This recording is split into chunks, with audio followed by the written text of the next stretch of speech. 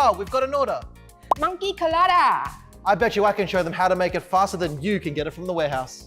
It's a race. Game on. Now, let me show you how to make the world's fastest monkey colada.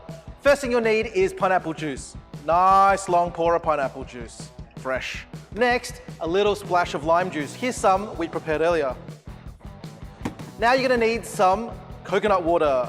And for a little bit of extra richness, a little bit of coconut cream as well. There you go.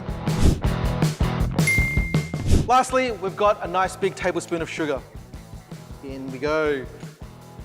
Of course, the Monkey Shoulder blended malt whiskey. Exact measurements. Lastly, we'll put in some ice. There we go. Perfect.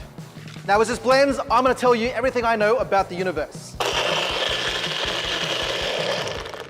And that's how string theory works. Okay, ready to taste it? Cheers. That's delicious.